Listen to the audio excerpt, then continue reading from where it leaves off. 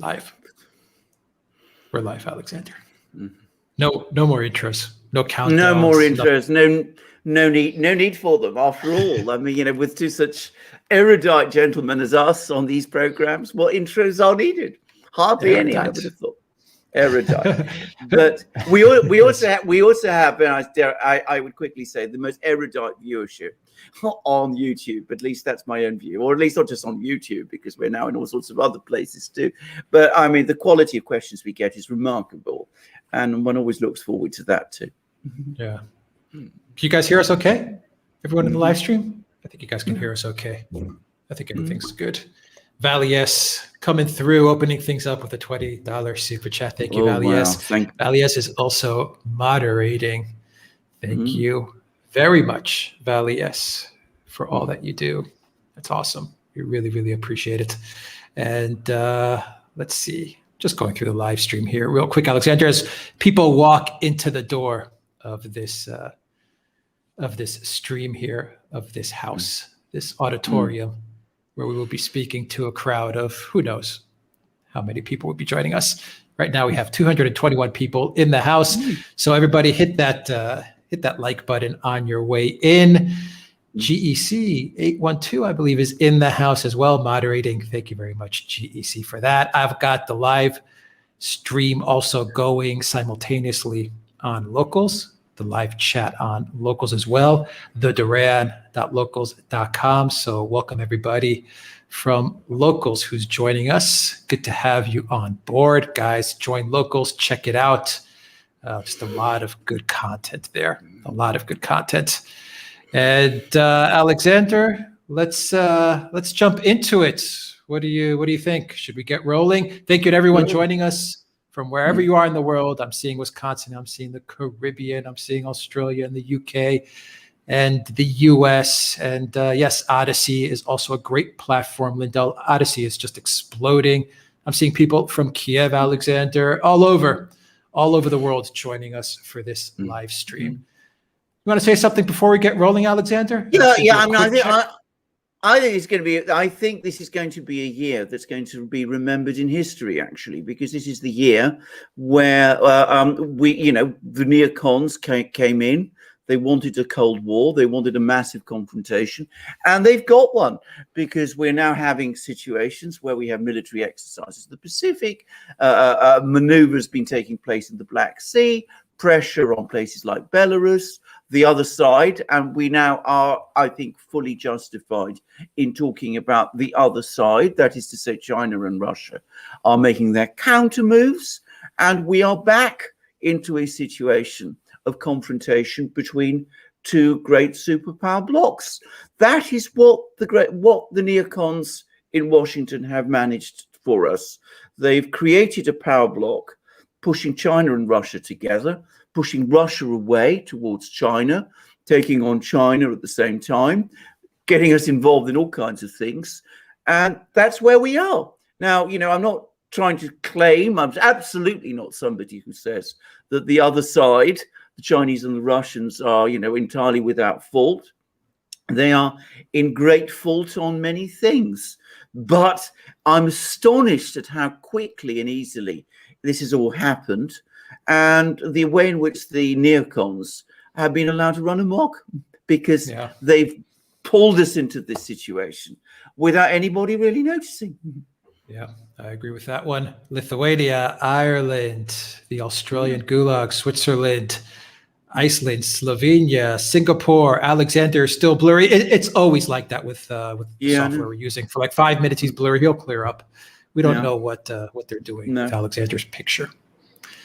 Very strange stuff. Chris Hatchett is a new member to the Duran community. Welcome, Chris. Great to have you on board. And Kenny 510. I said Kennedy. Yeah. Kenny 510 came in with a $9.99 super chat. Stay awesome. Well, that's fantastic. That's absolutely great. That's I've just wondered about blurry pictures and London and all that. Well, I should say I'm heavily involved in two big cases here at the moment. One is Assange, which is going to be a hearing on the 11th of August, and the other is Craig Murray's case.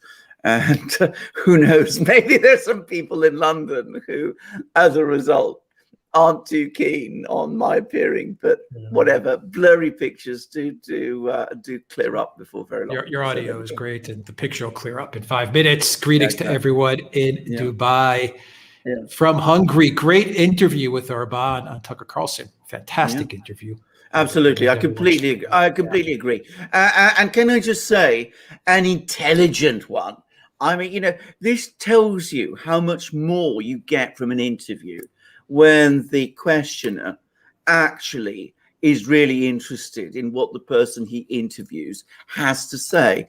Well, you get these people from, the Western media who come along and interview someone like Orban or Putin or whomever, and it just becomes a whole list of accusations, and, they're trying to put the other guy on the spot.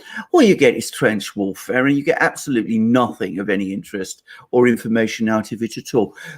Tucker did it brilliantly, and I give him the credit for it. I mean, one understands Orban so much better, and one understands what the whole big issues at play are. It's a brilliant interview. Yeah, he's impressive.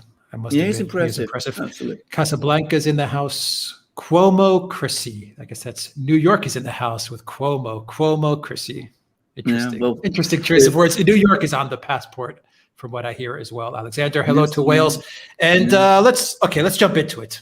Let's just jump into it. Alexander, you know what a battle royale is in gaming or in wrestling, where everyone just kind of goes at it in the ring or during a video game. And I titled this live stream, East versus West versus the globalists. It's a battle royale. And why do I say that, Alexander?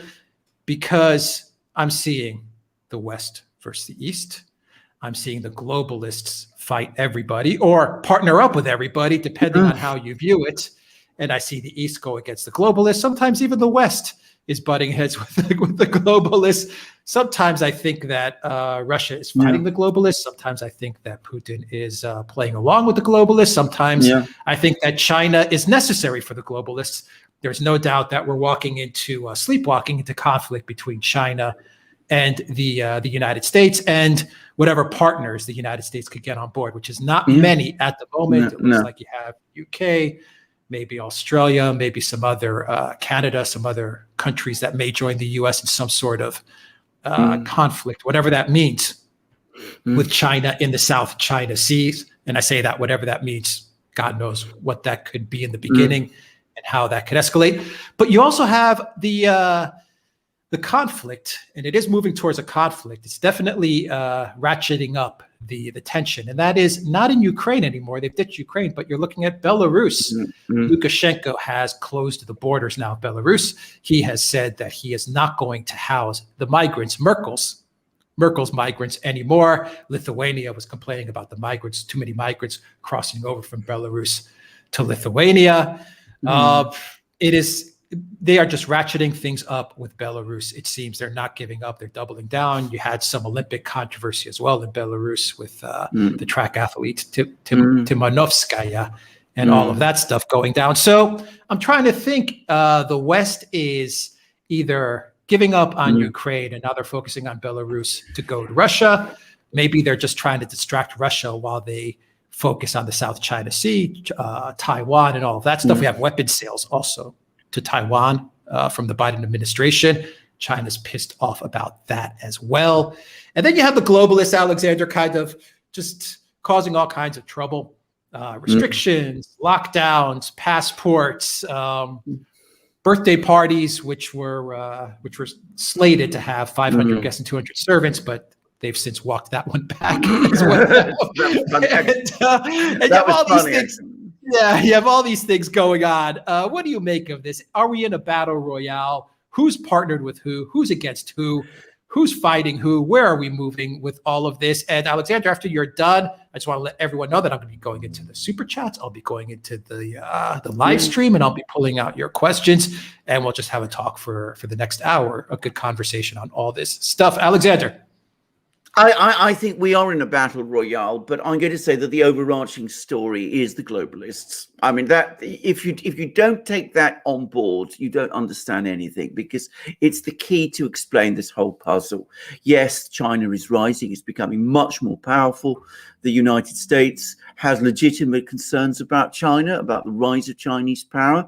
But, these are concerns which, in my opinion, could have been negotiated, or solutions could have been found to them. It doesn't mean that, you like what China is or have to agree with what the Chinese do, but you can still you can still maneuver around and come to some sort of agreements. But the overriding reason why we are in this situation is because for some time now, for the last 20, 30 years, we've had this ideology which has developed, which seeks to remodel the entire world in a particular way. And unfortunately, the believers in this ideology, and when I say, one mustn't take the view that they all sit together and talk it through and plot it between themselves. To some extent they do, but to some extent it's also that they just follow each other. They just are already pushed in a certain direction. These particular people needed a kind of situation where they had no particular states to challenge them. And they managed, through some mysterious process, which I don't fully understand, to essentially gain control of all the leading governments in the West.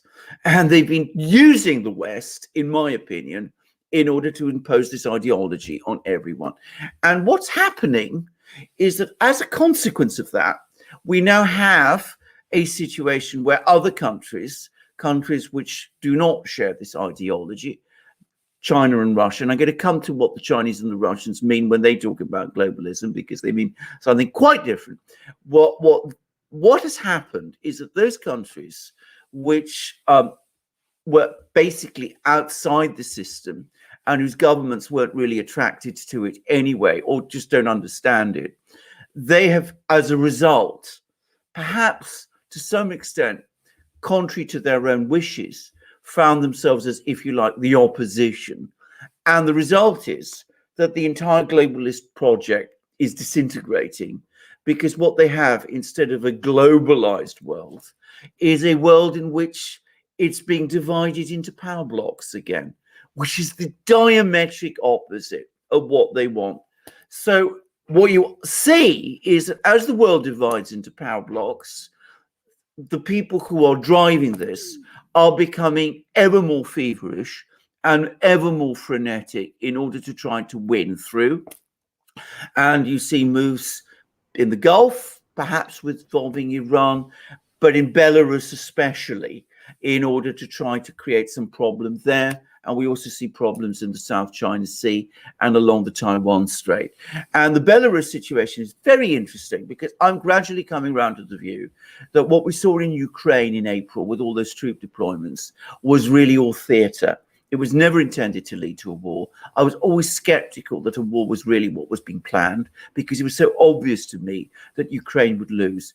I think perhaps that the business in Ukraine in April was really about keeping the Russians distracted in order to carry out that coup, which was being planned in Belarus. But instead, what happened was that Russian intelligence got wind of what was happening. The Russians weren't distracted. The coup failed completely. And as a result, the situation in Belarus is with Belarus drifting even closer towards Russia, which explains why we're having the situation of people now doubling down. And if I can just say something very briefly about this athlete. Now, there may be all sorts of individual reasons involved there. I don't want to go into the details of this, but I know for a fact that during the Cold War, athletes from Eastern Bloc countries who went to engage in international competitions would find themselves under intense pressure. They'd have, receive messages, phone calls and things like that, inviting them to defect. It happened to ballet dancers also quite a lot, by the way. This is during the Cold War. And I wonder whether perhaps we aren't seeing a return to this now, with perhaps pressure being exerted on teams from, Belarus and other countries like that to get their athletes to defect. And it's all part of the same game of pressure which we are seeing. We're getting information from the intelligence agencies of Russia and Belarus that something big is being planned for September and October. They're both preparing for that, which they know is going to come. And we will see what's going to happen in the autumn. What is it going to be? Do you know? Who knows? Any hunches? I know. I will say that the Belarusians have been talking about a military threat to themselves. So it could be protests followed by threats of some kind of further action against Belarus, but it could also be, some kind of attempt to stage some sort of internal coup in Belarus. If so, then whatever it is, the Russians and the Belarusians are making it very clear that they've sized it up and they already know what's going to happen. And personally, I would not be surprised if at some point this summer and early autumn, we see a quiet agreement between the Russians and the Belarusians for Russian troops to be deployed in Belarus permanently. Now, that's something Lukashenko has consistently resisted. But all this pressure, what this pressure is doing, it is forcing him to shift ever closer back towards Russia. I would add, and there's been a rather interesting opinion poll done in Belarus. It shows that Lukashenko still has a considerable amount of support in the country. He's still backed by around a quarter of the people there. That's probably an understatement, actually. But it also shows that Belarusians still very much consider Russia to be their most friendly country to themselves. And the only politician who seems to surpass Lukashenko in popularity is an opposition politician who once headed the Belarusian branch of a Russian bank. So he's a rather interesting character, perhaps not entirely reliable from a Russian point of view, but he's not perceived, perhaps wrongly, by the general population in Belarus as pro-Russian. So weariness about Lukashenko, a desire to see someone else, but certainly no wish to break with Russia. So that's the reality of how most people in Belarus seem to feel. And if anything, under the weight of this pressure, pro-Russian sentiment in Belarus seems to be growing, if anything. So just to mention all of these. So it's an interesting development. We will see what happens. Yeah, I saw that poll. And actually, I think the support for Russia in Belarus was around 75%. Yeah. I mean, really off the charts. Off the charts. Exactly. Yeah, they may not be. I mean, there may be a part of the population that's not so hot on Lukashenko, but there's no doubt that they do not want to break away from their ties with Russia. And actually, I think Putin's popularity was also in Belarus was also like around 68%, if I remember correctly. I mean, it was also very, very high. Absolutely, which is about the same level that it is in Russia, by the way. So, yes, there is opposition to Lukashenko. I mean, practically everybody accepts that he's, past his sell-by date. What's keeping him there is, in fact, concern about the protests. They want him to stay there until the situation is brought fully under control. But I'm sure that he's going to go before very long, because nobody really wants him to stay, apart from himself probably. But the point to say is that what this pressure is doing is, as I said, it's pushing Belarus eastward. Whereas before, the policy was to try and keep on good ties with both sides, both the Russians and with the West. That's slightly tilted towards the Russians, but with good ties towards the West. What the West wants, what the neocons want, they don't want that. They want a country to choose either one side or the other. In fact, what they want them to do is to choose the West and to define themselves against the East. And that created a catastrophe in Ukraine, but it's the scenario they look like they want to repeat in Belarus. Yeah. David Williams says, my Duran hat that I bought has held up amazingly in field trials. Yes, it has. Real News, 10% off when you use the code Real News. Thank you, David Williams, for that. In locals, theduran.locals.com, Alexander Leafybug says, why do the globalists think they can pull off a Belarus coup? Well, why do they? Well, I mean, one of the things about the neocons and the globalists, because the neocons and the globalists are not exactly the same, but they do sort of blend into each other, is that they wildly overestimate that what they can do. And of course they never concern themselves too much afterwards with the consequences.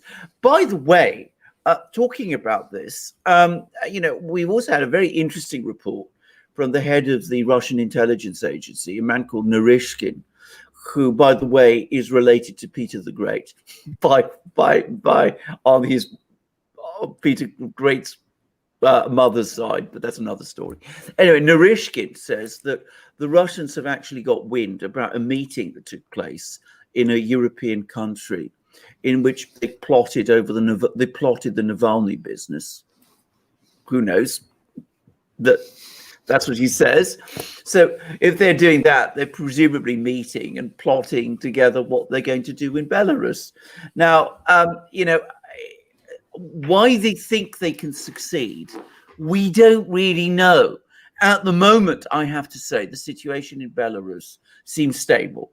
The military, the police, the security forces seem to be loyal to the government. And as we said, the population certainly doesn't look as if they want to break with Russia or see an uprising there. But, always, you don't need many people to create trouble.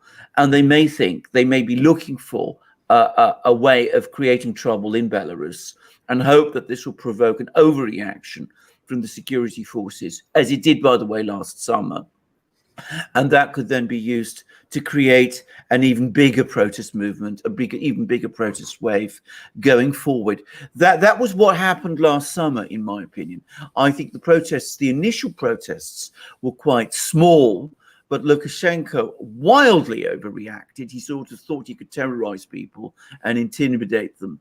And so he did some really ludicrous things and showed some really appalling photographs of protesters being held in prison, in police cells and things like that, all chained up. And of course, that made people very angry with him. And it brought out more people on the streets. And it may be that that's the kind of scenario they're hoping for, with the Russians involved, who have perfected this kind of response to this kind of thing.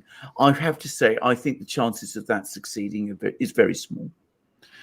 All right, Alexander, I've got a lot of questions. Then we're going to be going to the super chat questions as well. And Yorgos, yes, the fires in Greece. I don't know. I haven't seen the video about the police officers yet, Yorgos, but I will check that out. Absolutely. No doubt about it. Yeah, Alexander? It's the same here. I mean, I haven't seen these photos, but I do absolutely want to see them. I mean, it sounds terrible. Yeah. Yeah. Let's stay with Belarus for just a little bit more. Then I want to talk a little bit about Orban Hungary, take questions from the from Super Chats in the live stream, and we'll keep this this show rolling. Here is an article from Zero Hedge, Alexander. CNN anonymous sources are saying that Lukashenko and the Belarusians are constructing concentration camps in order to imprison people that go against the Lukashenko regime. That is not a joke. This is serious reporting from CNN.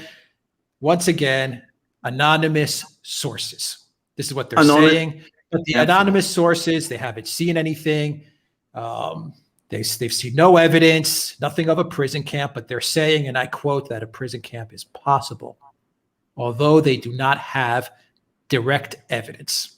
In the local town of Novokolskovo is where they're saying Lukashenko is building this facility, or quote unquote, this camp, according to CNN. How about that? I mean, just incendiary nonsense, which has just been spread. I mean, CNN and its anonymous sources are so famous for their reliability. I mean, you can almost say for sure, by the way, when you get in a story like this in CNN from anonymous sources, almost invariably it's false. And I'm pretty sure this one is. I mean, as I said, the very worst thing Lukashenko could do if he faces protests again is resort to that sort of thing. And I'm pretty sure the Russians will be telling him, don't even think about doing a thing like that. And I'm sure that isn't happening. And I mean, there's no reason why it should happen, because, as I said, the situation at the moment in Belarus looks stable. So I don't believe there's a prison camp. It's all a story that's been circulated to make Lukashenko's image worse in the West, and to mobilize opinion against him there, and to sort of justify this idea that he's some sort of evil dictator, a Stalin figure who's going to, clamp down ruthlessly on these enemies and, purge them in that kind of a way. I mean, he's not. I mean, by the way, if he was, there would never have been protests in the first place. I mean, if he really was Stalin, I mean, that sort of thing would have been impossible. Yeah, that's why you had the whole Olympic athlete thing, the Timonovskaya thing. And there's some people that saying, well, she didn't really have a real meltdown. She just posted stuff on Instagram or social media. That's even worse. That's even worse when you post stuff against your team or your country, or you complain on social media as a top tier Olympic athlete. To go onto social media and publicize it like that is it makes it 1,000 times worse, in my opinion. It's the equivalent of you working at a company and you having problems with your boss and then going onto Twitter and saying, you know what, my company just sucks and my boss sucks and I'm upset about A, B, and C. It's so much worse. If you have issues, you go and you speak to your trainers, to your coaches. If they're not listening to you and they're giving you resistance, pushback, then you go further up the chain or somewhere else within your committee. You never go public. That's why I'm suspicious about all of this. And I think you're right when you're saying this is all about the narrative of painting Lukashenko as this dictator. Now you have this CNN story popping up, and they're going to run with this. I agree with every point there. I mean, I'm not even sure that she really wrote those tweets, to be perfectly honest. I mean, for all we know, and I don't know this person. I'm not familiar with the insides of this, but inside stories of this. But I mean, it's entirely possible, given the way things work now, that those tweets were written for her. So I mean, just keep that in mind. So I mean, in which case, this person is being used, which is even worse. Yeah, even worse. So Battle Royale, is there anyone in the West that is fighting the globalists? I think there is. I think his name is Viktor Orban. I think there are some people in Poland as well that are fighting. I think there's some people in Czech Republic, in Slovakia, Slovenia. I think there are pockets, especially in Central Europe, that are in the Western sphere of things, i.e. NATO, EU, but they are fighting against the globalists. This is why I say there is a battle royale and everyone's just kind of duking it out here. Viktor Orban is definitely the leader of this movement to fight the globalist agenda. He mentioned Italy in his interview as well, which I thought was interesting. He said, actually, the country, and I'm paraphrasing, he said, the country to really watch is Italy. I don't need to remind everybody watching this live stream that we've been covering Hungary and Italy pretty much from day one. And we've been saying, keep an eye on these countries. We've also talked about Poland a lot as well.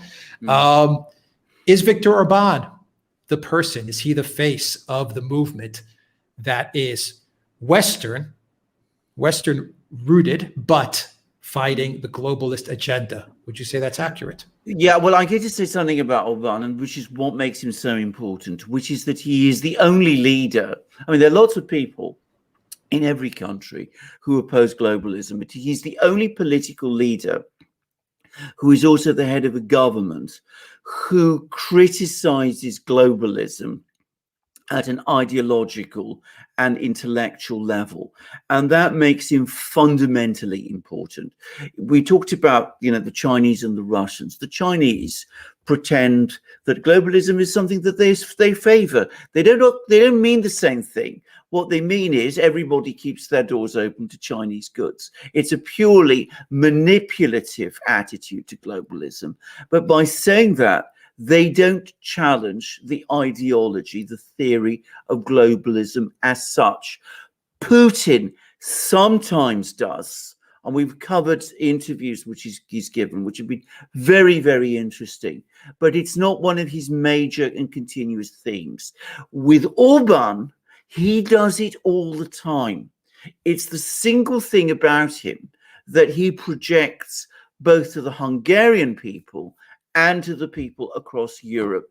And that makes him unique, not just in the West, but pretty much in the world. As I said, Putin is the closest to him, but Orban is the main intellectual challenger. And of course, what he is doing is he's mounting this challenge from the heart of the beast, because Hungary is part of the European Union and it's part of NATO. It's integrated into the Western structures. So that is what makes him so important. Now, he's absolutely right. Italy is utterly crucial. If Italy comes on side with him, then he's finally got critical mass. He can start to actually push back hard in the key Western institutions. In fact, at that point, the globalists start to lose their grip on those institutions, because without Italy, they can't ram through policies, for example, at the EU level, as they're able to do at the moment. So he's absolutely right about that. But it's also the reason why the globalists and the people, in these structures are so determined to get Orban too, because he is there to challenge them, as I said, ideologically and intellectually in the way that no one does. So we have this major attempt now. They're trying to use the court issues and the legal issue, the issue about the new law. We have to be careful again what we say, at least because we're talking on YouTube, but we all know what this law is all about, the point about education, of children, all of that. They're trying to use that too.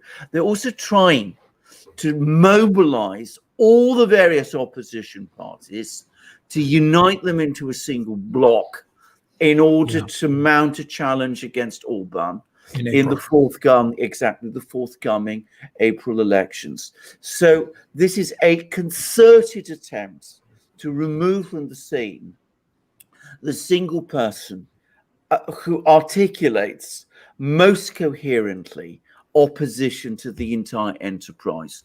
So he's absolutely fundamental. He's key. If he falls in April, to be very clear, opposition to globalism won't end. It will continue. In fact, might even increase, but it will lose that central figure who is in a government and who's able to articulate it from the heart of the beast in that kind of way. And so what happens in Hungary over the next few months is going to be really important. Yeah, they are targeting Orban. They're putting all the parties together to try and defeat him in April. He told Tucker that he knows what's going on and they're prepared for it. It's very interesting that Tucker Carlson went to Budapest. Tucker is sending a message.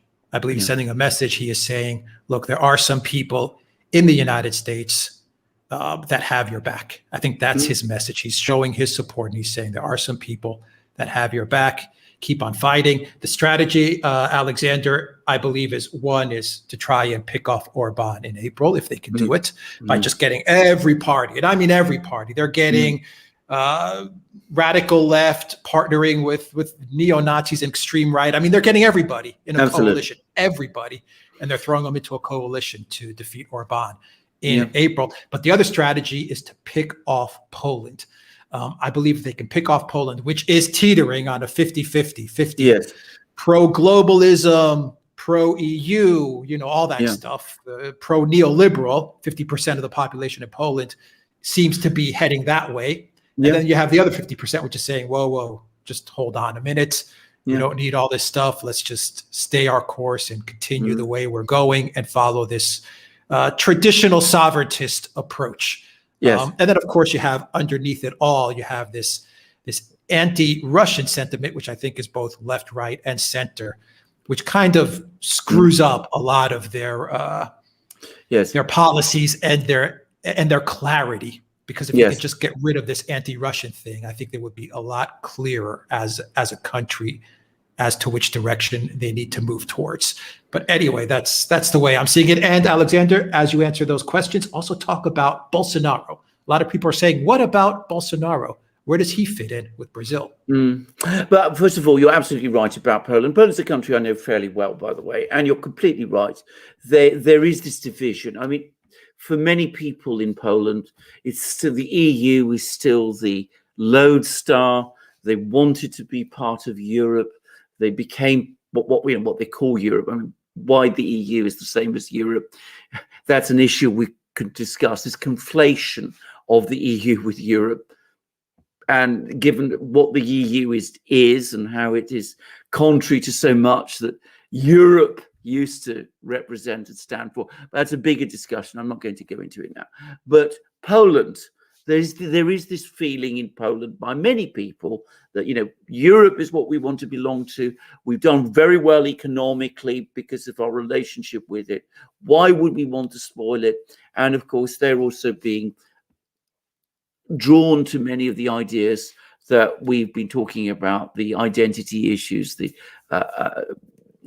social issues. Again, I'm careful in my choice of words. So Poland does have this problem in the sense that there is this imbalance, rather this precarious balance. And you're absolutely right also about the lack of clarity that this Russophobia, and it is that many people in Poland have, not everybody by any means, but which the present government in Poland has at an extreme level. I mean, it not only clouds their judgment, but it makes them fail to understand where their major opponent actually is. And of course, it makes them in a kind of way more dependent on their opponent, because if you're going to pursue a very, ferocious anti-Russian policy, well, Poland is not a small country, but it's not a great power.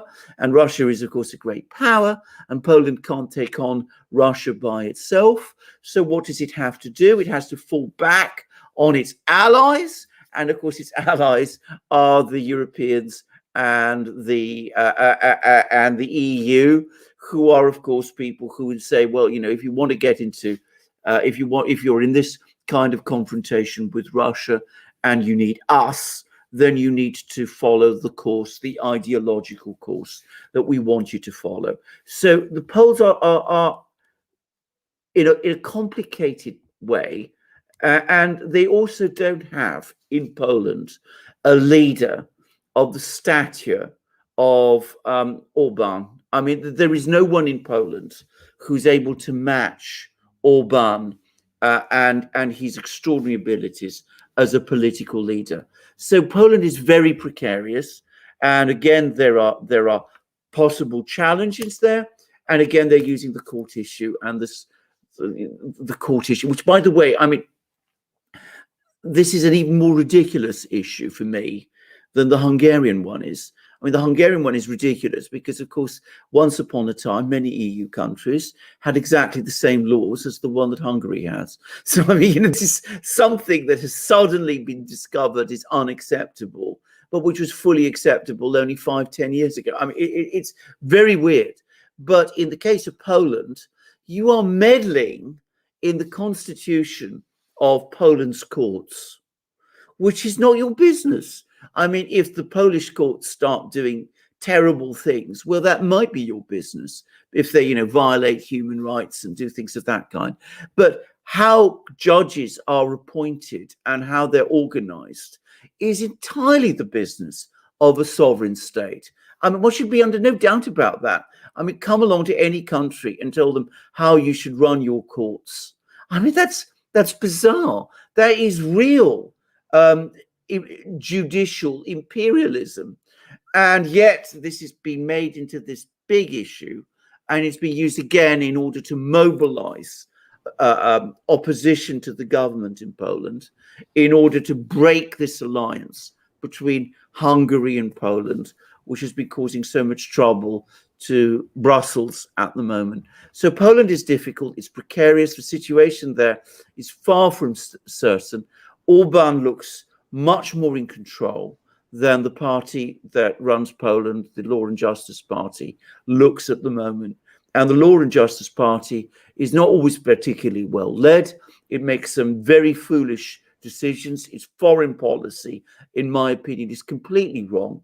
Instead of focusing on what is needed in Poland itself, it is distracted by adventures further east, which are really not of great interest to it.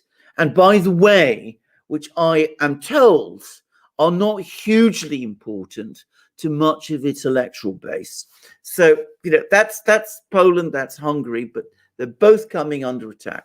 One other quick thing I'm going to say, which is that, of course, if you're talking about globalism as an ideology, it has spread to the United States, it has allied itself to the neocons there, but it originates in Europe. And it is the European Union, more than the United States itself, which is its center and its focus. They use the United States, but this is an European created ideology. And it's the European Union, almost, you could say, is its conception of what the world should be. It's like the idea of how the world should be run, borderless, single currencies, no longer, administered by states and with elected governments. That's much closer to the globalist vision than what you have in the United States.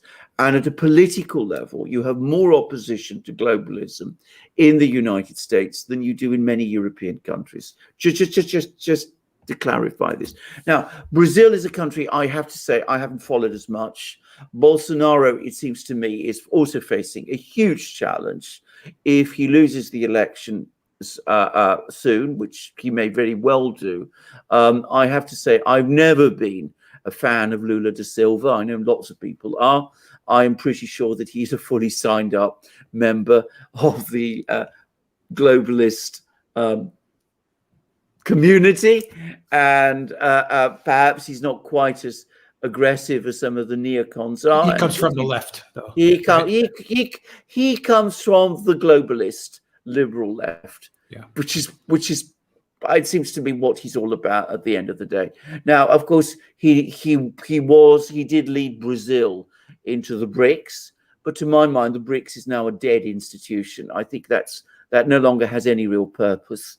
If he becomes president of Brazil again, or someone likes him become president of Brazil again, you will see Brazil becoming very great friends with the current administration in Washington, because the ideologies are identical.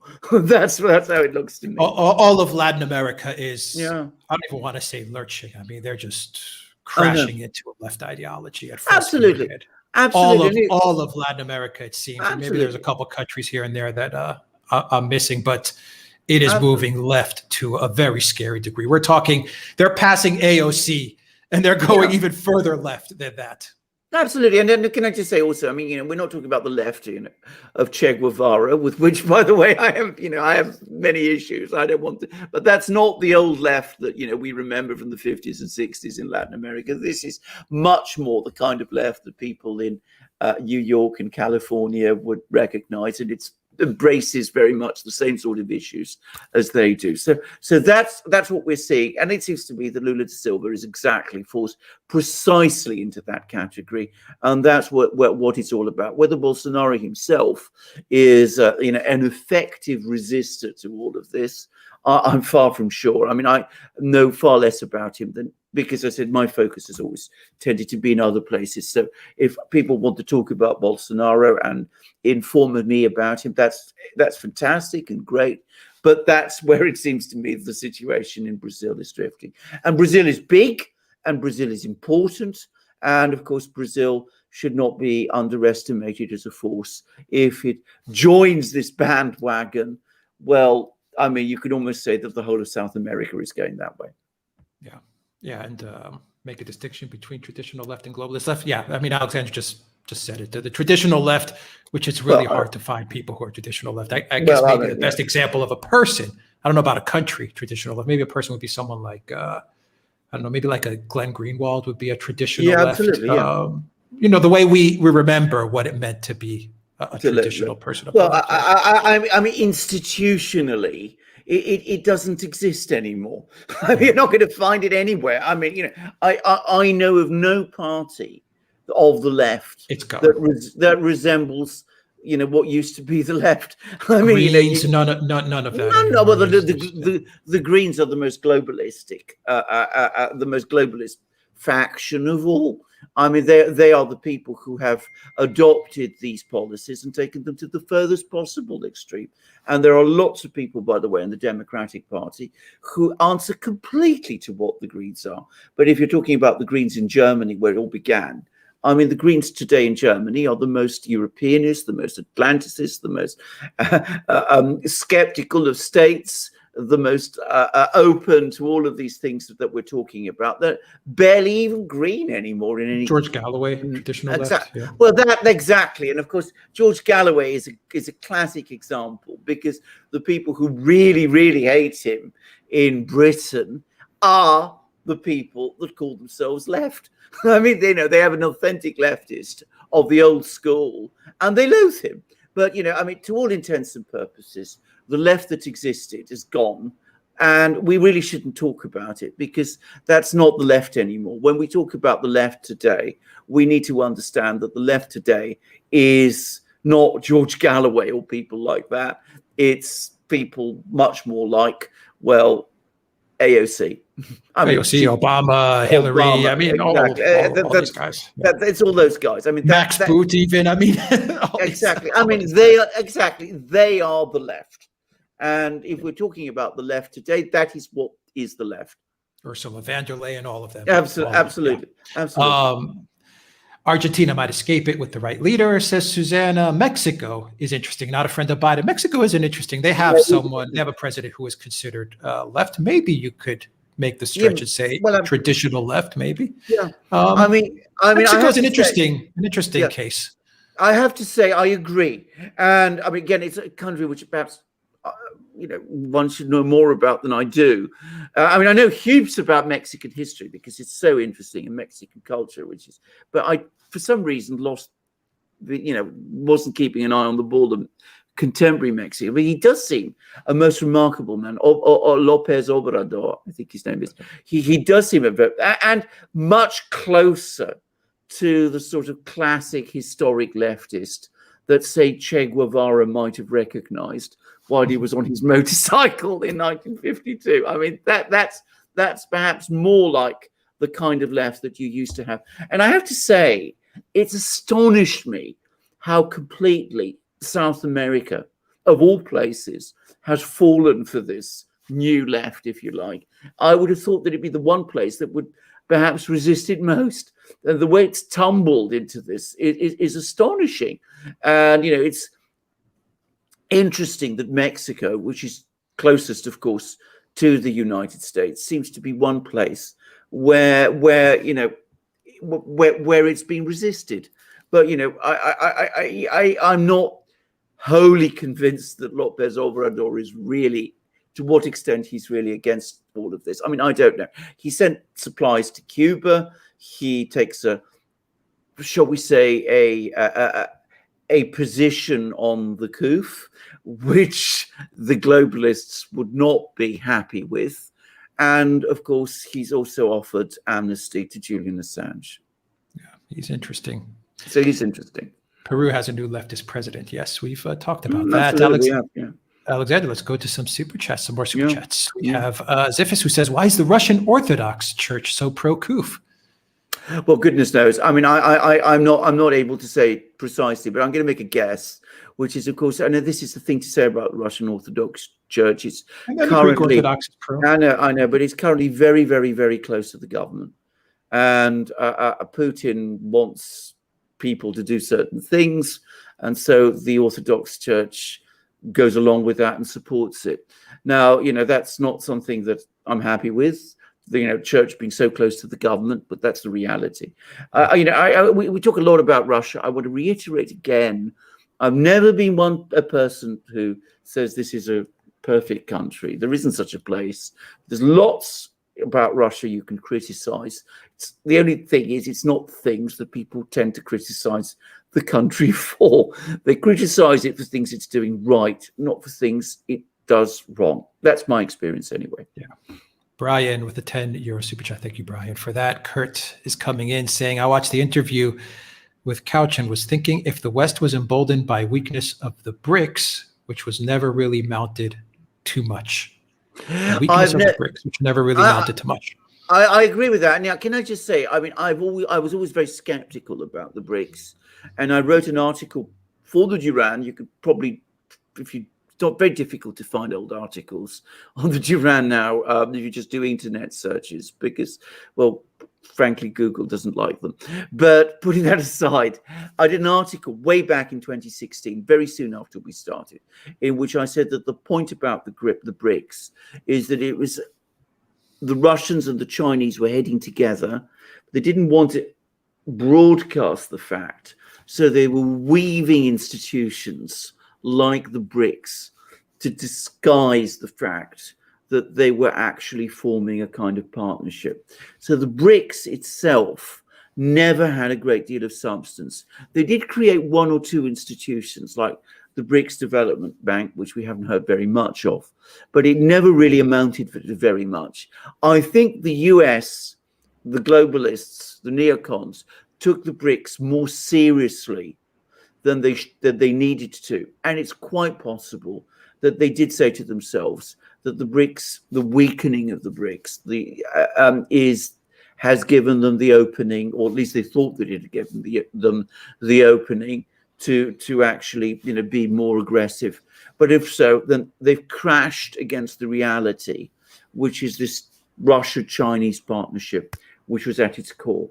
I would add that if we're talking about the BRICS, of course, Bolsonaro was never interested in it, and he basically took Brazil out of it. But of course, the country that's really never been really embraced it is India, and that's the pivot which made it ultimately fail, or so it seemed to me.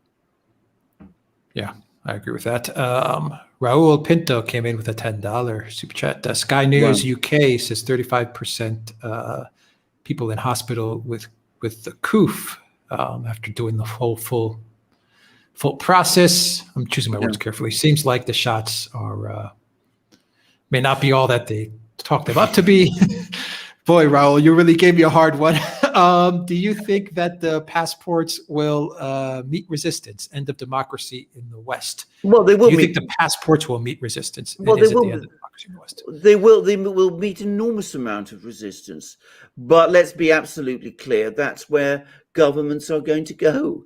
And I mean, I'm not sure it's the end of democracy, because I'm sure that every action has a reaction. There's always political conflict and political struggle, but it's definitely what the governments are going to try to do, and it's going to meet resistance. And it's not by any means conclusive that resistance is going to fail, or the governments will ultimately succeed in what they're doing, despite a recent decision by the French Constitutional Court, which, by the way, didn't surprise me at all. Yeah. From Whiskers 999 super chat. Have you read Alistair Heath's article on the Telegraph about the state of the U.S.? What does a Tory government and backbenchers think about UK relations with the U.S. and the current trajectory of the U.S.? I'm fully aware of the article that you referred to, and I regularly read Alistair Heath, and I was going to read it last night, but I had lots to do, so I put it to one side, and I haven't yet read it, but I would very, very much want to read it. Now, can I just say, Alistair Heath I think he's the editor of the Sunday Telegraph, and he's very, very much what you might describe as a traditional Thatcherite, if you like, classical Tory. He believes in limited government, free markets, fiscal prudence, that sort of thing, that he is extremely opposed to what the current administration in Washington is doing. That doesn't surprise me at all, that he believes that what the current administration is doing is going to be ultimately disastrous for the US. Well, that I am sure is what he thinks, because he also thinks that the British government is on the wrong trajectory too, because it too is expanding the state and is spending too much. So that's exactly the kind of thing that Alistair Heath thinks. I think that he is an outlier in criticising the United States. I think most Tories in Britain, at least in the Conservative Parliamentary Party, still are very committed to a very, very close relationship with the United States, irrespective of which administration is in office. But Alistair Heath is both an outlier and also sometimes someone who other Conservatives eventually catch up with and follow. He was, for example, one of the first people in big media to embrace Brexit. And of course, eventually the entire Conservative government went where he did on that. And I would not be surprised if his disillusionment about the state of the United States comes eventually to be shared by more and more people on the right in the Conservative Party in Britain also. We're not there yet. I think we might be. I will certainly read that article. It is very, very high on my reading list. All right, Adam is coming in saying UK, Northern Ireland want Dublin in NIP talks. Dublin EU split? Question mark. Doesn't surprise me. It's very probable, very possible, very likely. I mean, bear in mind that Ireland, Dublin, have been absolutely loyal to the EU. I mean, they are one of the most loyalist states historically within the EU, partly because it's a way of, of keeping a distance from London and Britain, which is this big country that Ireland has had to live close to, and which has had a troubled history. But ultimately, Ireland has so much more in common with Britain than it does with any other European country. It's economically fully integrated, or very heavily integrated with Britain. Its trade with Britain is enormously important to itself. And of course, what has happened with this business about the Northern Irish border is a way of the EU abusing the loyalty of Ireland in order to screw the British over on Brexit. Because the last people who want to see a crisis in Ireland with Northern Ireland are the government, the people of the South in Dublin. I mean, this must be an absolute disaster for them. I mean, they certainly don't want to see a hard border, which is what the EU is threatening. And of course, they certainly don't want to see a conflict in Northern Ireland, which is what the EU seems to be trying to provoke. So from their point of view, Dublin negotiating with London and Belfast and coming to some sort of British Isles agreement, if you like, makes perfect sense. Whether they will do it is another matter, but I would not be surprised if they do. I'm not saying it will happen, and I know perfectly well there's many people in Ireland who still feel very strongly about Britain, and for many good historic reasons. But I think if they can put that to one side, just as if the Poles can put aside some of their feelings about Russia, then they will see the situation more clearly. And I hope that they do come to that clarity soon. What a nasty bunch the EU is. What a nasty bunch, boy. Well, they are extremely skilled at playing people off against each other, at using animosities and rivalries and jealousies to keep the project going. I mean, we talked about how in Hungary they're cobbling together this coalition, which extends all the way from neo-Nazis all the way to ultra-liberals, just as they did in Ukraine, by the way. The Maidan movement in the Ukraine was exactly the same. So they're trying to do the same in Hungary, and of course, they're trying to sort of play against the jealousy that many people have, because Orban is this figure that has been in power for so long, and the opposition parties can't remove him. And so they try and bring them together despite their incompatible ideologies. And in Ireland, They try to set Irish people against each other, Ireland against Britain. They don't care whether there's going to be a crisis in Ireland, because for them, the overriding priority is to try and bring Britain down because of Brexit. So they're very skilled at that. And to keep the EU rolling, because a successful Britain is going to show other countries in the EU that there is life outside of the Union. Exactly. They can't have that. They cannot have that. They see it as an existential threat. And so they're going to do absolutely everything, including wreck Ireland, in order to achieve it. Just as they wreck Royale. Just Battle Royale. You against the UK. Yeah, what a mess. Just as they wrecked Ukraine and could very well end up wrecking Hungary too. Yeah. What's your opinion? I'm taking this from locals, Alexander. What's your opinion on Jacob Rees-Mogg? I am not a huge fan. I should say I know a little bit more about Jacob Rees-Mogg than some people do, which a lot of people perhaps don't know. I mean, I'm going to say one thing. He's not as rich as he claims and not as successful as he claims. And bear in mind that in Brexit, over the Brexit issue, he was one of those MPs who eventually did go along with Theresa May's plan. So he's an interesting man. He's very clever. He's certainly very strongly based within the Conservative Party. I don't see him as a future prime minister, and I am not perhaps quite as enthusiastic about him as some people are. Yeah. What are your thoughts on the New York City coup pass? I see LA is following up with their own. This is from Scott. Yeah. Bill de Blasio. Expected. Yeah. Expected. I don't think it's a surprise. Well, of course it is. I mean, this is exactly how it will things will happen. I mean, I said previously, I mean, we're going to see much more of this around the world, and they're going to be doing this everywhere. By the way, interestingly enough, I noticed that Moscow did away with the QR codes that were causing all that trouble. And this happened about 3 weeks ago, by the way. Restaurants were closing. Sorry? Restaurants were closing down because of it. Exactly. But they did away with it. And also, I gathered that, there was a lot of opposition. Well, it shows that, opposition can succeed. And that was in Moscow. So who knows? Yeah. Well, the thing about Russia, real quick, and I'll get some more questions. The thing about Russia is that people think that Putin has this absolute power over the country. So he's given that power by the people. The people give him that power to run things and keep things in order. Yeah. The minute he goes too far, people will put him back in his place. A lot of people may not understand that, but the way society works in Russia is very much along those lines. We're going to give you the authority to keep things orderly and to keep things running and to protect us and to provide the security and to keep everything moving along.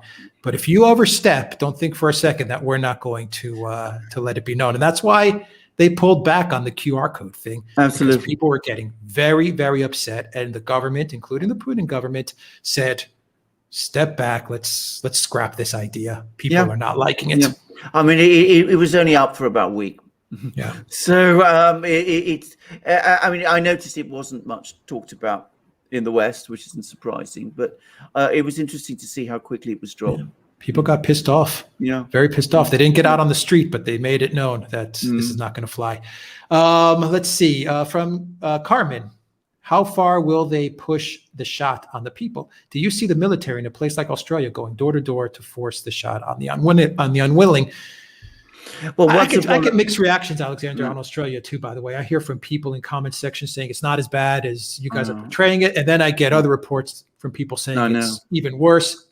I can't put my finger on it, really. The fundamental problem is that once upon a time I had lots of friends from Australia, but as tends to happen over time, they went their ways, I went mine, and Australia's a long way away, and I'm not quite sure what is going on there. So I mean, I don't know.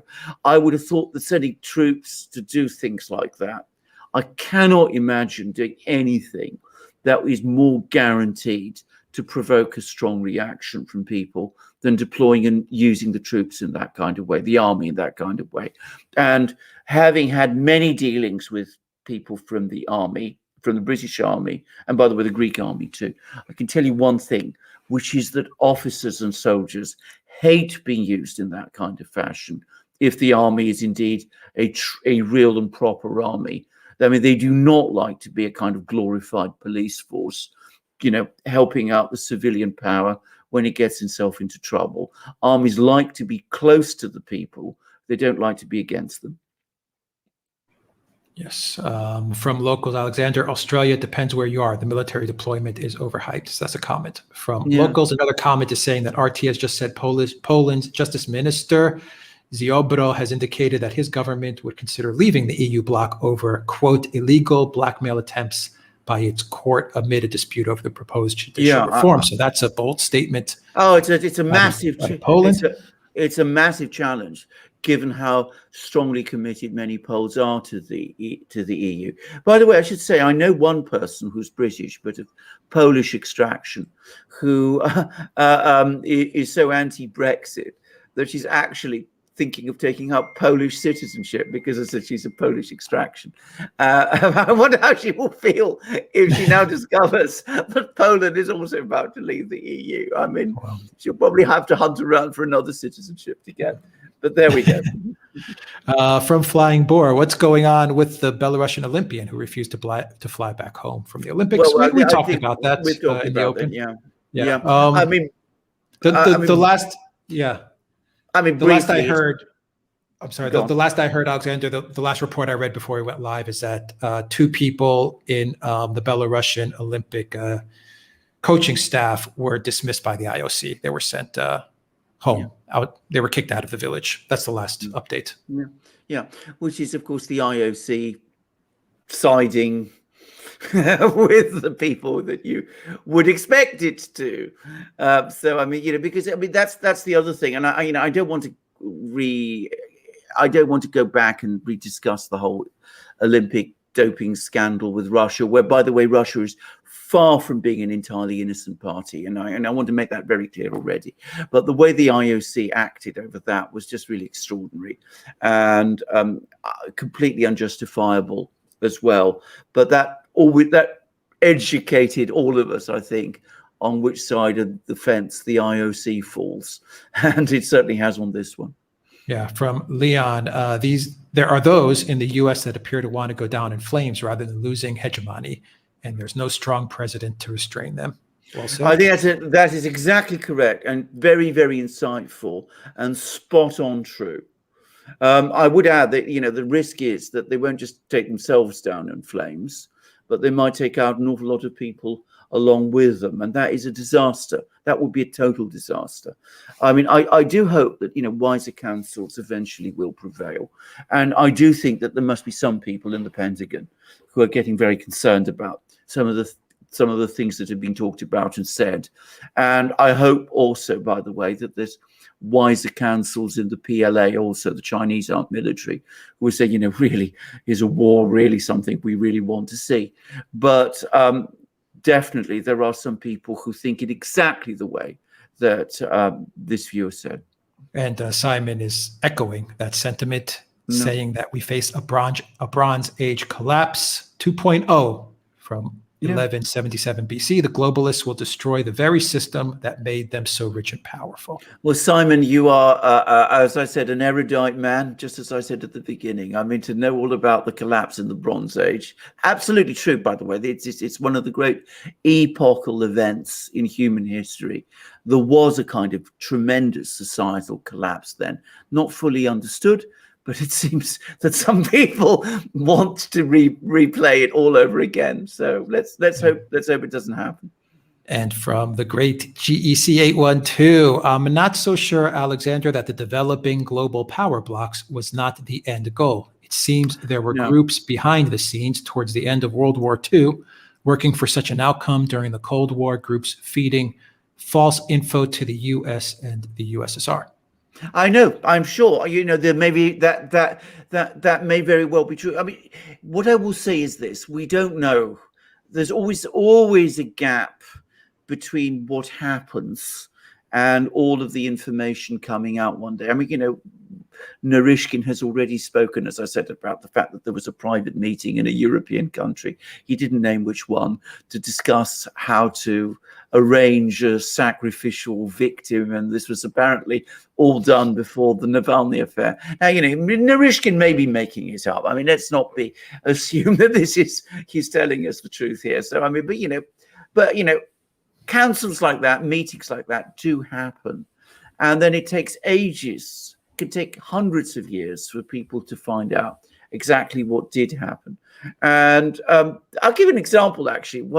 This is a trivial one, but in the early 18th century, there was a massive financial scandal in Britain involving a collapse of a company called the South Sea Company, the so-called South Sea bubble. It was the first big stock market collapse.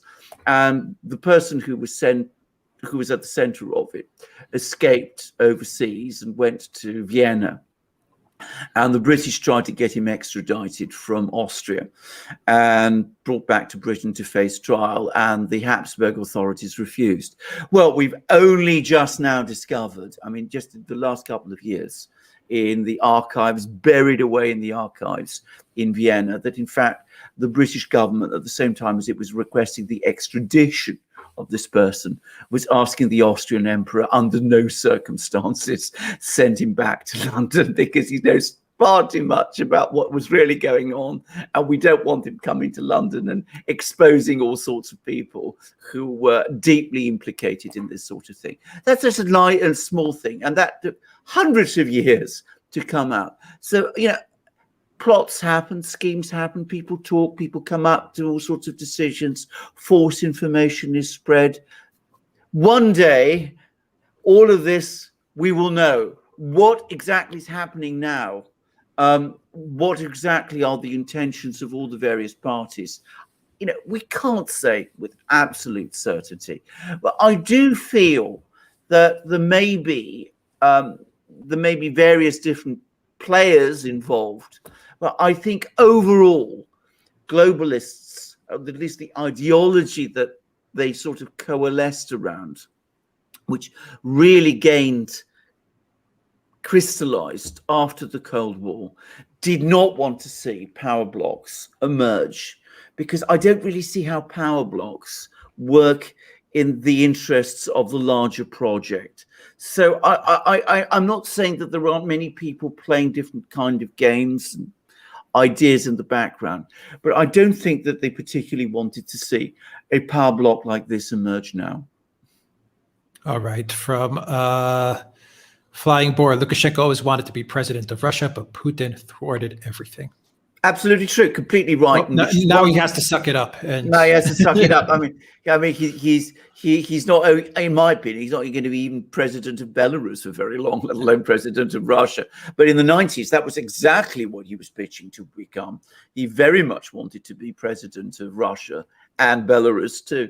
So that was very much his agenda, and it explains why he and Putin have never really gelled. I mean, they've never really got on with each other. Yeah. So my great-great-grandchildren will know what happened to Epstein. Yeah, pretty much. That's an excellent point, because that's exactly the same as that South Sea bubble story that I was just outlining. Yeah. It took hundreds of years. I mean, it was a PhD student, I understand, who was, found hidden away in some corner in the Hofburg Palace in Vienna. All the documents, all the letters that were really going on between the Habsburg authorities and the British government, which actually showed what the real story of the South Sea bubble was all about. Yeah. Flying Boar asks, "Did you see the Orban interview with Tucker Carlson?" No. Yes, we talked about that. We've talked about it. We talked about it, and we said what an outstanding interview it was, and how the signal of support. And the signal, absolutely. And I have to say again, I really want to repeat it. I mean, Tucker is today an outstanding journalist. I say that because he comes under so much criticism from all the usual people, and he showed in this interview why he is such a good journalist. Yeah. Flying Boar also wants to know: do you guys follow the Young Turks feud with Jimmy Dore and Aaron Mate over Syria? No, not really. I followed it. I'll say real quick, Alexander. Aaron Mate is right about what's going on in Syria. He actually went there. Jimmy Dore is right about what's going on in Syria. We've reported on Syria way long ago. I mean, a long time ago. We've been reporting on Syria for a while now. The Young Turks, they're just absolutely. We talked about there's no left anymore. Well, the Young Turks are an example that there is no traditional left. They're all neoliberals. Absolutely. The other thing, I'm going to just make one observation about that. I mean, first of all, I mean, it's a classic example of how to do this wrong. So, the Young Turks make these utterly provocative and frankly untrue comments about Aaron Mate. I mean, deeply insulting ones. And instead of doing what, dare I say, the Donald used to do, which is come back and be equally rude about them and, say, you're being ridiculous, this is nonsense and things like that. He comes up with these long, learned refutations, which of course leads to another smear on top of the smear. I don't think he's handled it well, and I get to say that straightforwardly. And I hope Aaron, who I know does sometimes listen to what we say, I hope he does hear this. I think he needs to be much more punchy. Hit back harder at that. Like Jimmy Dore did. Jimmy Dore hit back harder. Absolutely, exactly. I mean, nobody who follows him, Aaron Mate, is going to be impressed by what the Young Turks say. So just know how to deal with this sort of thing. Yeah, to take a page from Trump as much. I mean, I know Aaron Mate doesn't like Trump, and I know Jimmy Dore hates Trump, but take a page from Trump's book as to how to deal with these guys, and just just call them out for what they are in a very easy to understand way. Absolutely. Absolutely. Mark Dice is a great example of this too. Yeah, he hits back at the media in an easy to digest way, and Jimmy Dore did a good job at hitting back at TYT. Absolutely. Yeah. I completely that's look, Aaron Mate did the day's right. The Young Turks are wrong. Absolutely. And, but it's all the line. This isn't but ultimately it's all about who is right and who is wrong. It's just that they're out to basically discredit him. And as I said, he doesn't know how to deal with this. Yeah. He's anyway. I mean, I'm not going to say much. All I have to say are two things. One, Anna Kasparian was interviewing Madeleine Albright, and she was giddy about interviewing Madeleine Albright. That's a red flag right there. And a news company called The Young Turks with an Armenian host. Well, enough said. Enough said, exactly. Enough said. Flying board, TYT got $24 million from the Democrat Party donor, Jeffrey Katzberg. They became more neoliberal. TYT also smeared Julian Assange, calling him Russian. I said, exactly, flying board. Exactly. You nailed it. Enough said. I know. Well, you're smearing Assange. You nailed it. Indeed. And you're going to just say also, I mean, it's the kind of comment that, Aaron Mate might have made. As simple as that. Say it just as that's been said. Our point is Aaron Mate. We support him. We think he's doing a great job at journalism. And Jimmy Dore, we support you, and we think you're doing a good job at journalism. And you hit back at TYT hard, and that was good. That was cool. Absolutely. All right, let's get back onto the super chats. Where am I? Did you see the interview with Tucker? No, I think I did that already. Yeah. Flying Boar says, did you see the interview with Tucker Carlson? Yes, we answered that already. I don't see the British Navy's recent moves against China or Russia as recapturing old glory. I see it as the behavior of a subservient client trying to anticipate the needs of his master, the US. Well, I think there's a lot of truth to that. I'm going to say something else, and I know that I speak here for a lot of British people.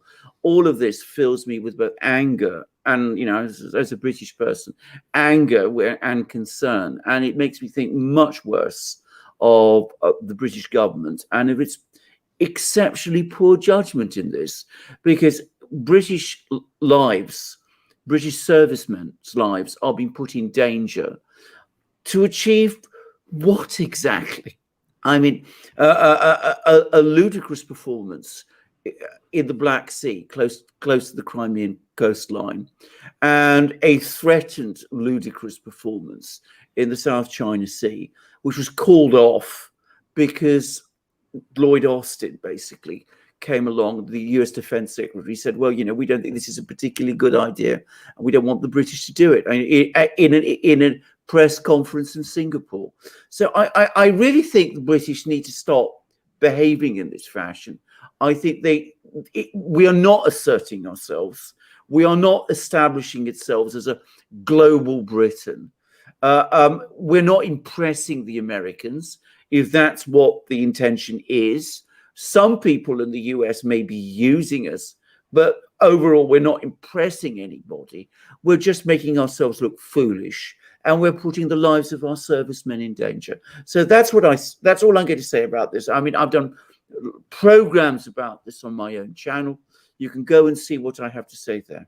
Yeah, the election wizard, great job as always. Update on South Africa.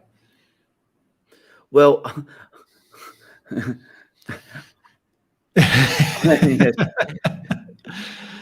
what is there to say about South Africa? What is there to say about South Africa? I mean, it's that story kind of just went away, didn't it? Well, it did, but except, of course, I mean, what to say about South Africa? Well, there's a famous book that came out 50 years, 60 years ago, Cry the Beloved Country, which is about South Africa. And it seems to me that sums up my feelings about South Africa at the moment. Yeah, we talked about countries that are in the Western globalist camp, and we discussed where South Africa fits in that. I think it's clear that South Africa is definitely in the globalist absolutely camp of things. And you said they lean more west, and I think it's every day you start to see that more and more. Absolutely, entirely so. I mean, in Mbeki, Mandela obviously was, he was an independent person, and he'd formed his views during the Cold War and was part of that world. But then Mbeki, it seemed to me, tried to keep South Africa as a sort of independent state. He had good relations with all the great powers. Zuma perhaps was more inclined to tilt towards China, but Ramaphosa is absolutely, it seems to me, a part of the globalist system.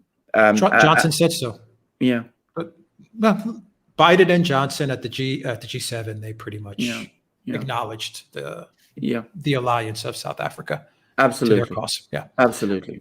From Hunger, the paradox of tolerance is basically an admission that liberalism is authoritarian and has no way of squaring that circle. See big tech, for example. Well, liberalism today is profoundly authoritarian, which is, of course, the opposite of what, again, we talk about the old left. I mean, we might as well, again, talk about liberalism as Voltaire would have understood it. It doesn't exist anymore. So, I mean, there's no point in using that word in making those kind of comparisons. Today's liberalism is completely authoritarian. It may share the same label as the liberalism of J.S. Mill and Voltaire and people like that, but when we talk about liberals today, they are the most authoritarian people around, to say it straightforwardly. Mr. Jean Du says, if Greenwald's no longer on the left, where is he? I would say he's kind of, I would say like a traditional liberal, Alexander, and maybe even Glenn Greenwald may fall in that camp. Appears to be more libertarian in essence. I'm not saying exactly, but it seems like maybe the traditional left maybe has become a little more on a libertarian type of makeup. I don't know. What do you think there? I think Greenwald is on a journey at the moment. I think he's working out himself what his positions are, and I don't think he himself would find it very easy to place himself on a particular position in the very fluid and very changing political world that we have today.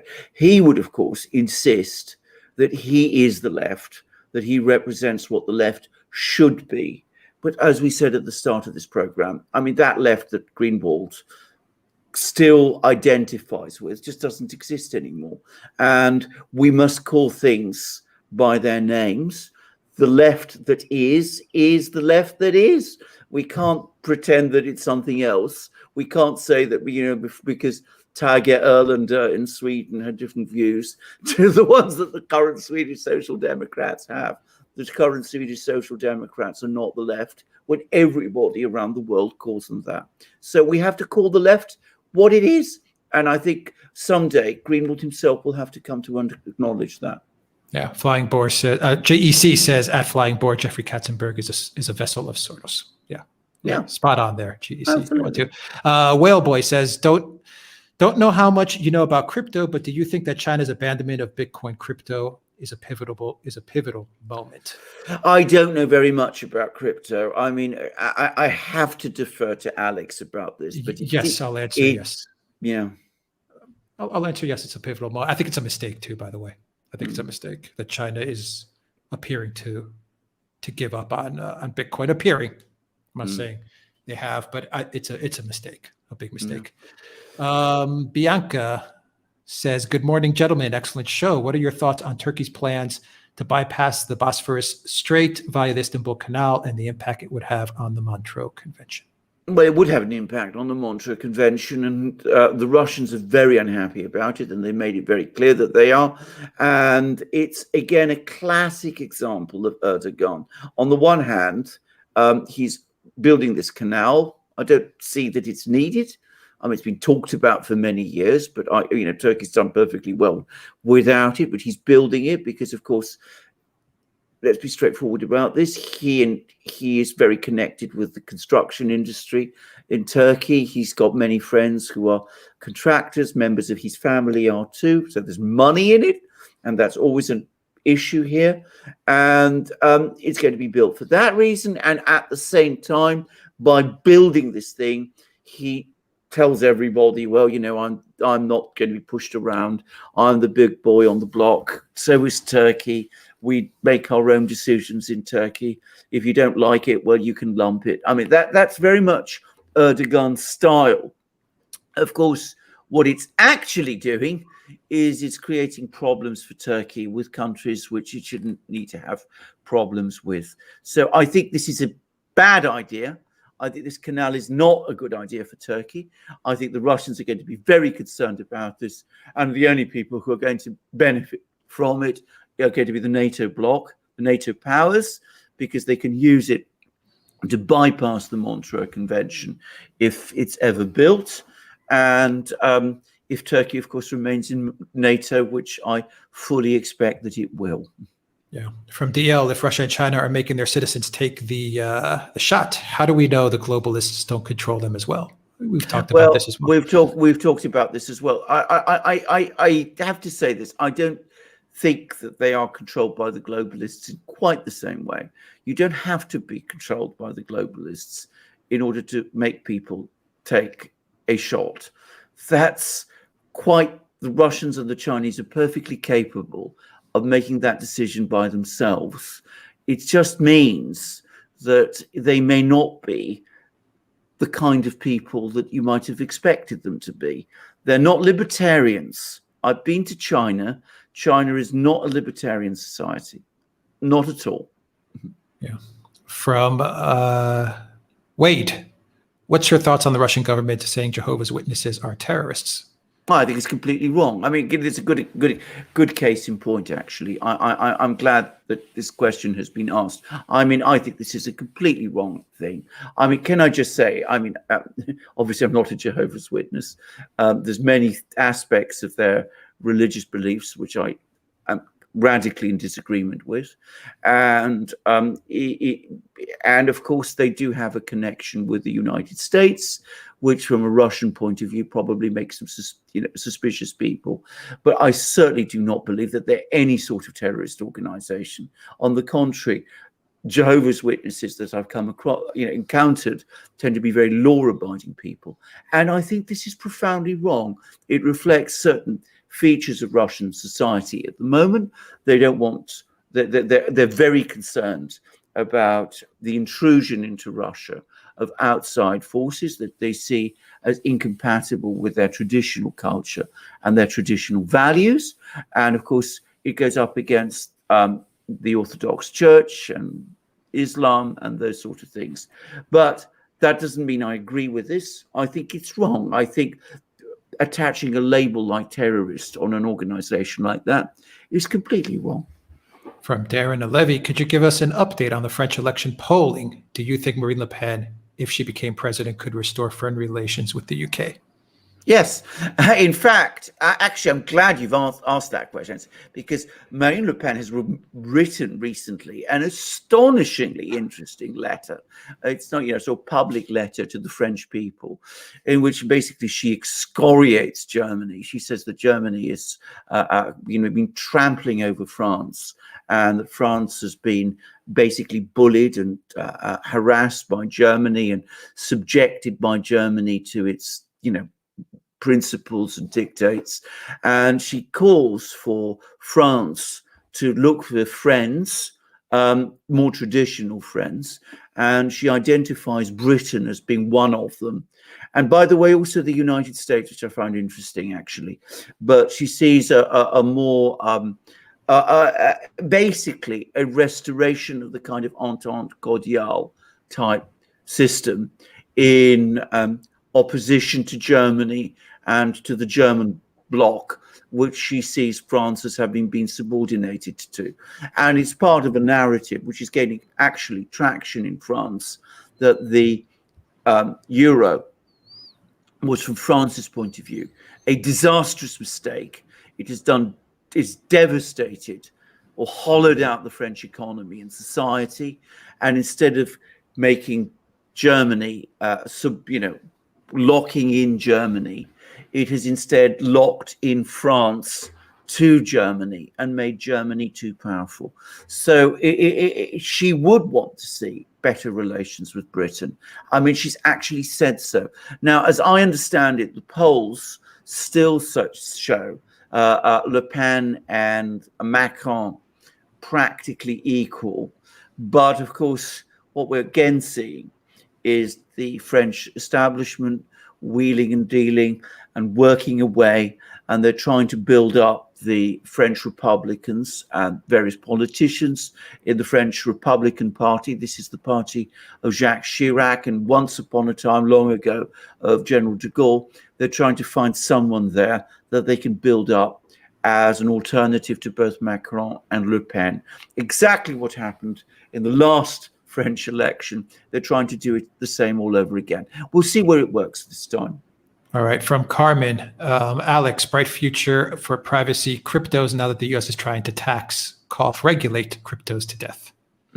Yeah, I'll say real quick, Alexander, yes, bright future for privacy cryptos, not investment advice, everybody. But the more they try to regulate, especially something like Bitcoin, the more valuable it will become. The US should not regulate. Well, they should regulate to a certain extent if that's what they want to do, but they should have tried to do what China did, which is to clamp down on crypto. That's just going to hurt them in the end. That's it. So let's see what laws they pass with this infrastructure bill. Let's see where they go with it, because there are a lot of amendments that still need to be hammered out. So let's wait and see for that one. But yeah, privacy cryptos are great. All right, Alexander, update on Julian Assange from Flying Boar.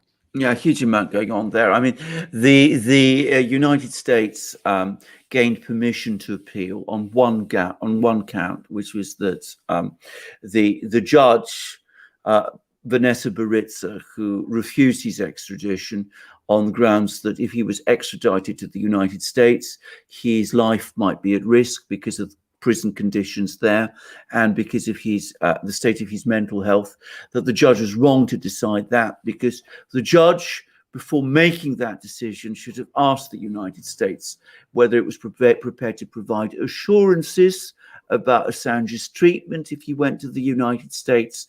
And if she had done that, the US would have said that he would not be sent to the kind of prisons that she thought he might be sent to, and that he might even be sent to Australia to serve his sentence there.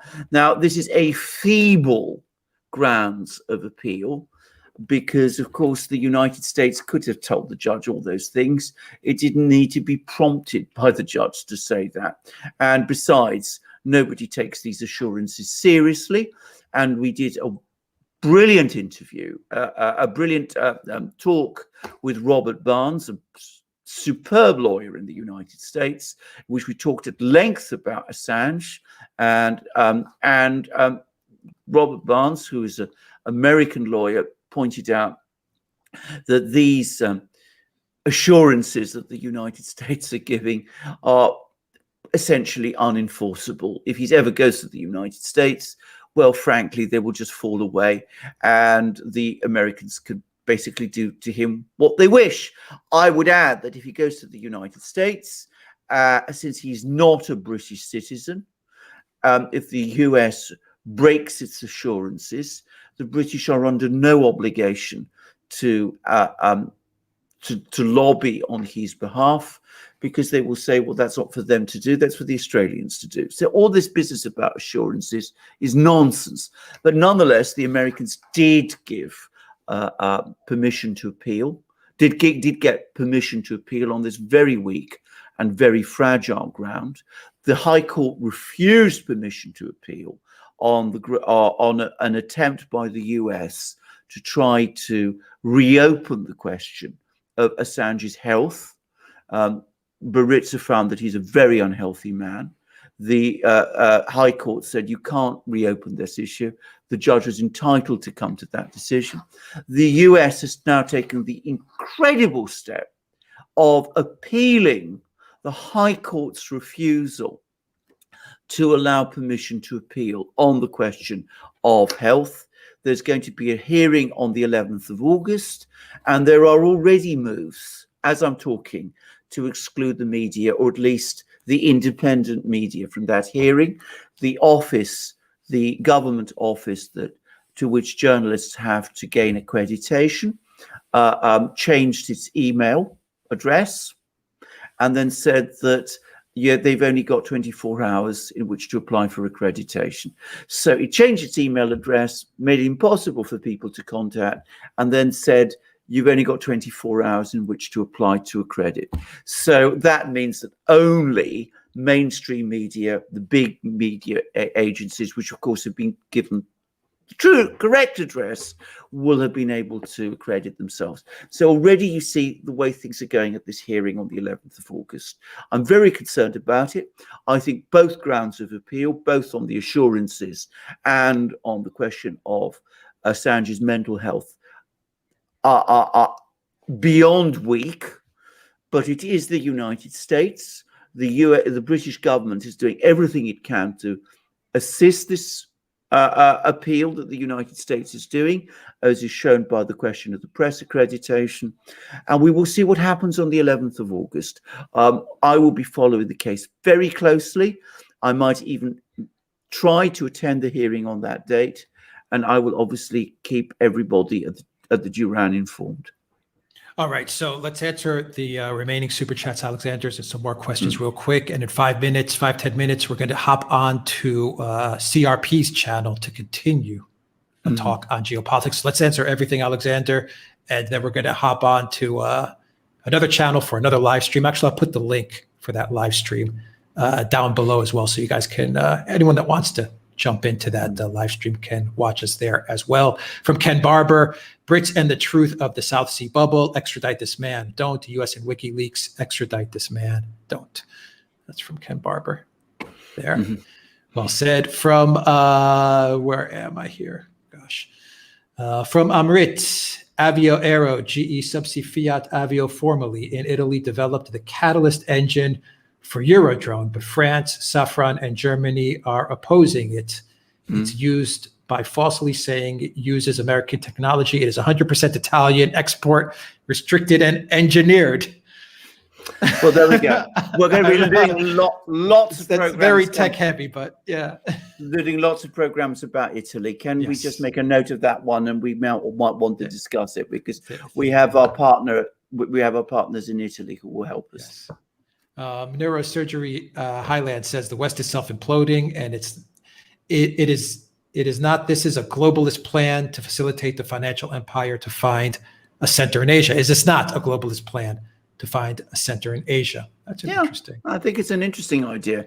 Yes, well, certainly Asia is now becoming the pivotal center of superpower conflict. It seems to be moving from Europe to Asia in a way that I don't think people, even in the United States, have worked out exactly what that means, actually. Yeah. Let's see. Rocky Lux says a Russian website translated read that Navalny was poisoned with insecticide, and Russian authorities have ID'd a female who flew into Russia and met with Navalny before the poisoning and left soon after. Is this credible? But it's possible. I mean, I have to say this. I've stopped, trying to keep up with all the Navalny information. So I mean, it's certainly possible. I will tell you one thing: the Russians know exactly what happened. I mean, they know the whole story of Navalny. They've read all the reports. They've got everything. Of that, I am sure. Yeah. From Otnosens, with the judiciary bought lock, stock, and barrel, the circle was closed. Peaceful reversal from the tyrannical road sounds utopian, at least in the EU. Well, I think I'm never somebody who's going to suggest any disruptive, violent action. But, you can push two people too far. That's all I get to say. Okay. 1 sec, Alexander. I've got a lot of windows open. Let's see. Adam McLean, Brexit UK, shift towards a commonwealth. How? Proposals. Complicated, huge subject. Subject would have to be discussed in a program, because of course we are seeing enormous things happening within the British Isles. I mean, we've got all of these various different parts of the British Isles, including Ireland now, which are having to adjust with each other towards the situation of Brexit. And of course, we've also got to look at the way in which our own institutions in Britain work, because they're clearly not fit for purpose anymore. The long Brexit war exposed that. Okay. Where am I here? Let's see. From Paula, 10 euro super chat. Thank you very much for that, Paula. We appreciate it. From Nazik, not a question, but a thanks. After the 2020 election, I've had an apathetic disconnect from politics. Thank you for fighting the good fight. I'm back. Good to have you back. Good to have you back. Yes, good to have you back. Thank you for that. From Sean Wookie, chat scrolling dozens of pages. I must sleep so much in the next 4 to 8 days. August 10th symposium. Evidence widespread from Lindell and forensic. Yes, this, I guess he's referring to the audits. I presume so. We'll certainly keep an eye on this. We will be discussing this, I think, in great detail on our other platforms. So look out for it there. Yeah, we're going to be doing a lot of shows on the audits on the Duran.locals.com. So keep an eye out there, Sean, for that. From Simon, why not force the Fed to default? It would bankrupt the globalist banks, Goldman Sachs et al., and would reduce U.S. debt to $9 trillion. How do you get the Fed to default? maybe there are ways to do it. But Simon, seriously, if you can explain that to me, answer that one question, I would love to know, because I think sooner or later it will default. But let's see. All right. From Flying Board, the Nord Stream 2 deal after 2020. Will Russia continue to pass gas through the Ukraine, or will they change the route? I think they will change the route. Actually, that's my own personal view. I think, I'm not sure that was what their intention was, but I think that's where this is heading. But there'll be all kinds of pressures, but I think they will change the route, and I think the Germans will go along with it. All right. I've just put the link for where we'll be streaming the channel. I can't find the link for the actual stream, but I put the channel link on there.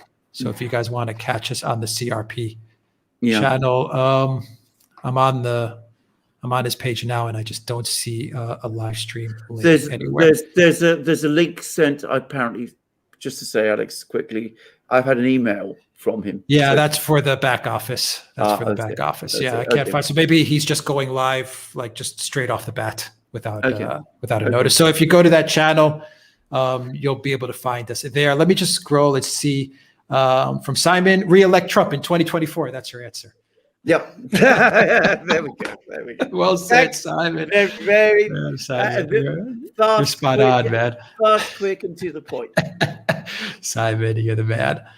Fantastic. And from our locals, and we'll finish it up here, is a good question. I know you both don't hold Tsipras in high regard. What do you think of Varoufakis? A very, very, very clever man, a brilliant economist, a man who thinks he's far cleverer than he is, can I just say? I think a disastrous finance minister, to put it mildly. I mean, I think everything he said was right. everything he said was right, but he thought that he could win over the Europeans by engaging in these long economic lectures. And with people like Schäuble of Germany, and I can't even remember the name of the Dutchman and all those people. I mean, that was a completely misguided thing. Dijsselbloem, Jerome, exactly. Dijsselbloem. I'll never forget these guys.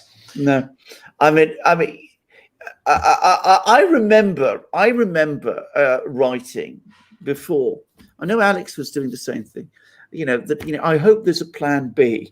Plan A, which is what Tsipras and Varoufakis cooked up together, was guaranteed to fail. And there was no plan B. And they couldn't quite bring themselves to believe that their plan A was going to fail, even though it was obvious that it would. They didn't have anything set up. Yeah. That was their problem. Yeah. They talked a lot about it, but they didn't actually have the infrastructure set up. Absolutely. And he said he still had. And he still goes on about he's still loyal to this EU Europe concept. Yeah. I mean, he's let it go, man. Let it go. Let it go, Varoufakis, Yannis. Let the EU go, for God's sakes. Exactly. Well, and you will become more popular. Let it go. 2 minutes, Alexander. 2 minutes. And by the way, that plays into why Orban can do what he can do. We've said it many, many times. The fact that Hungary is not in the euro currency allows him to do what he has to do. If he was in the euro currency, Alexander, you want to know what the EU would do to Hungary? They would shut down the ATMs, shut down the banks. They would squeeze the people, starve the people, remove all liquidity, and they would force Hungary on its knees. So the fact that he hasn't adopted the euro is what is saving Hungary. So to all the countries that have not adopted the euro, don't adopt the euro. Bianca says, have you heard about Australia building quarantine centers? Do you see governments ever giving up their extended powers? Is this the new normal?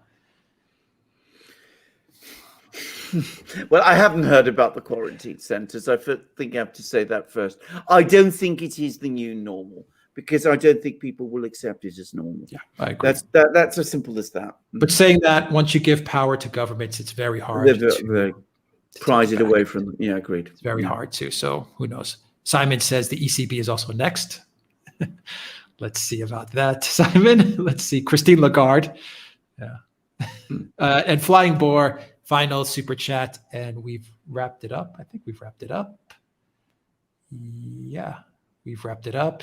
Flying Boar says Germany threatened Russia with sanctions if they stop gas through Ukraine. Yeah, I think should Russia worry? No, I think it's a completely empty threat, and I think the Russians know it. And by the way, we're talking about 2024. So, Russians have been given 3 years to prepare for whatever sanctions are to come. I predict, by the way, and this is a prediction, that in 2024, Russia will itself have left SWIFT. I mean, I think that's exactly where the Russians are going. And without being able to boot the Russians out of SWIFT, there really isn't any effective sanction that the Germans or anyone else have. I think the Russians are already preparing it. I don't think they're impressed by any of these threats, and I don't think these threats are meaningful. I think the Russians know it. I wonder whether the Germans do. Yeah. Valies, you're saying I didn't catch Simon's super chat. Did I get all of your super chats, Simon? Just let me know. And Flying Boar's final super chat: why is the EU still with Ukraine? It's costing them money. Because they're fools and they can't bring themselves to accept that the whole venture was a disastrous failure. It's as simple as that. Mm-hmm. All right. Valies, did I get Simon's super chat? Simon, did I get your super chats? Just let me know and we'll sign out. Let me know. Here, let's see. Elias says Russia will definitely leave the SWIFT. Absolutely. I've no doubt of it. I have absolutely no doubt of that at all. All right, I think I got it. I'm seeing. Yes, Alex. Okay, thank you, Simon. Guys, we're going to sign out. Go to this link. Let me put the link one more time of the channel, and that's where we'll be live in the next 5 minutes. So check us out there as well. We're going to be talking geopolitics, guys. More geopolitics. So Alexander, any final words before we sign off and we go to the to Coach's site, the CRP site? Absolutely. No, just to say again, I think 2021 is going to be the absolute key year because this is the year where we've gone from superpower, from great power rivalry to great power hostility, not just Russia versus the US, but Russia, China versus the US and the collective West, as it's now being referred to. So that's a huge change, and that's something that people will remember. All right. Thank you, Valies. Thank you, GEC. for moderating. Thank you guys for your questions, your super chats, everything. We just really appreciate it. The Duran.locals.com. Thank you, Alexander. Alexander, let's get moving to another live stream. Take care, everybody. Have a great weekend. And we got a lot of great videos coming this weekend as well. Really good videos. Take care, everybody.